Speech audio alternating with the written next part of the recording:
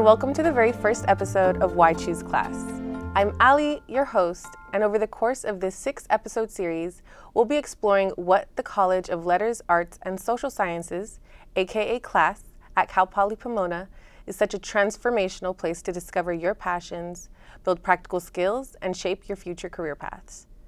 Throughout the series, you'll hear directly from people who make Class special, from college leadership and faculty to students across the performing arts, humanities, and social sciences. We'll talk about hands-on learning, student support, creative and research opportunities, career pathways, and what it truly means to become by doing here at Cal Poly Pomona. Whether you're a prospective student, a newly admitted Bronco, or someone still figuring out where you belong, this podcast is designed to give you an inside look at how Class at Cal Poly Pomona helps students turn curiosity into purpose and ideas into action. I'm a philosophy major and a junior here at Cal Poly Pomona. This is my first year on campus, and I transferred from a community college after exploring a few different universities along the way. I'm also a single mom, and finding a place where I truly felt supported, valued, and included mattered deeply to me. Cal Poly Pomona, and Class in particular, became that place, and I'm excited to share this journey and these conversations with you guys.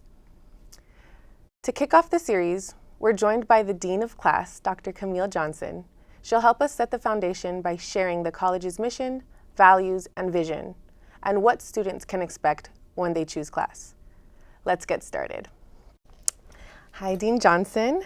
Thank you so much for joining us. To begin, could you briefly introduce yourself and tell us more about your role here as the Dean? Sure. Well, first, thank you and welcome to Cal Poly Pomona. We're glad you joined us. And thank you for joining the Dean's office where you work part-time. So my name is Camille Johnson and I am the Dean of the college. My background is psychology and I have been here since July of 2023. And so my job is really fun because my goal is to make sure that faculty and staff have what they need to make sure students have all the opportunities they need and they deserve to have.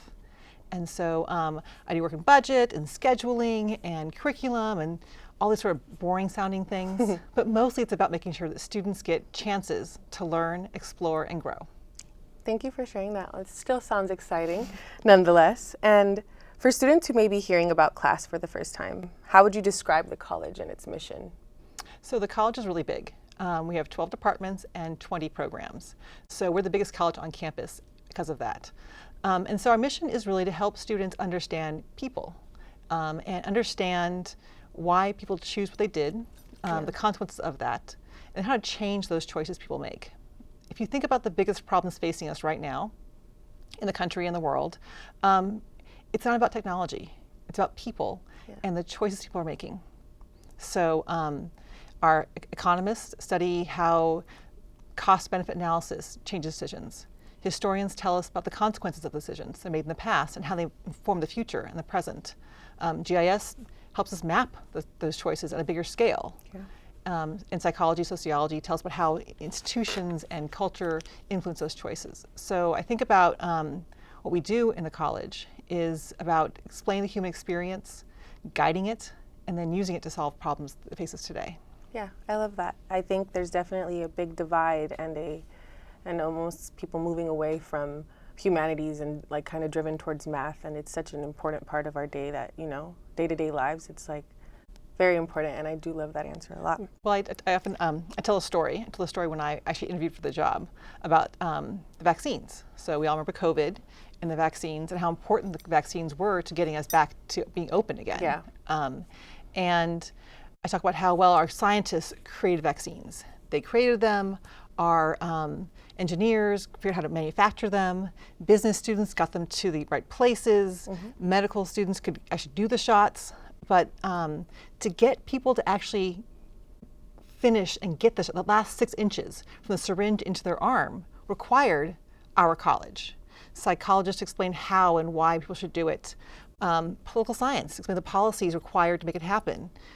Stories, videos, stories, movies, commercials explaining and sharing that information.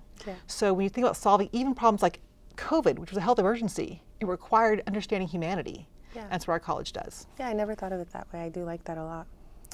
What values guide college's work with students and faculty? So you mentioned earlier curiosity. That's definitely one of them. We want to really create curiosity and facilitate it through collaboration and care. So it's really about collaboration, curiosity, and care in the college.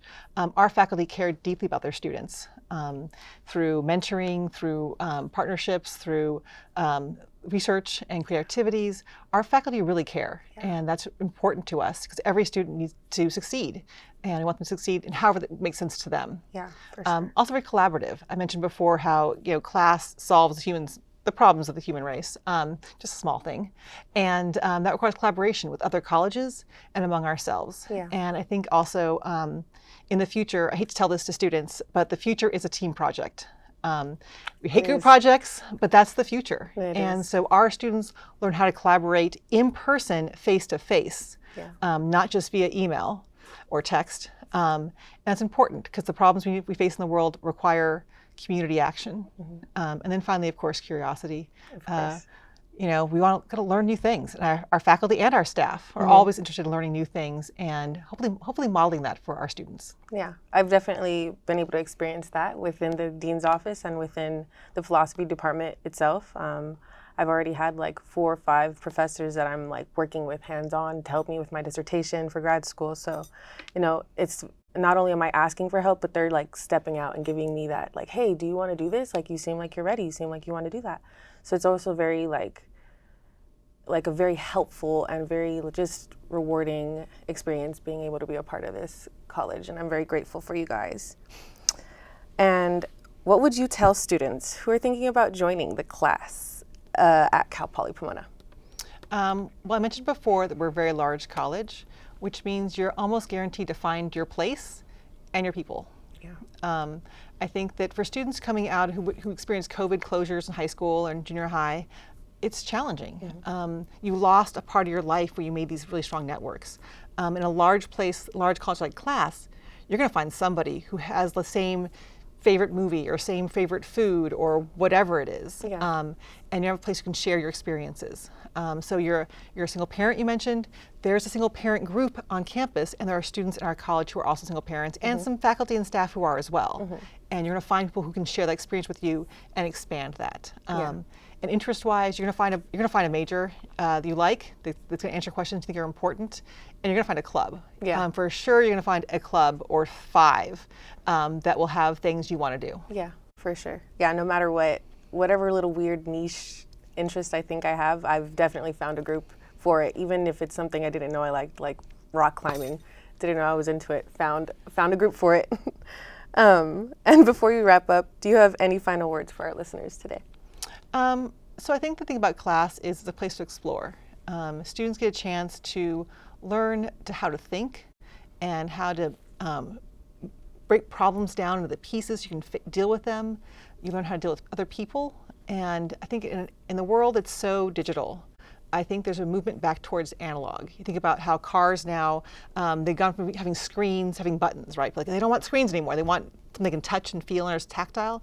I think that's the future for a lot of things. And our students are trained in that. And our students understand that. And so our students are going to be prepared for whatever comes. And I think that's the joy of our college is you get opportunities to explore. And we'll give you the skills that even after you graduate, you'll still be exploring and learning. Yeah, I agree. Well, thank you so much for your time and your insight, Dean Johnson. Your perspective really sets the tone for what this series is all about. That's all for this episode of Why Choose Class. In our next episode, we'll continue the conversation with Dr. Brianne Davila, Associate Dean of Academic Programs and Student Success. We'll take a closer look at student support, academic pathways, and how class helps students thrive for their first year to graduation and beyond. Thanks for listening, and I'll see you in the next episode.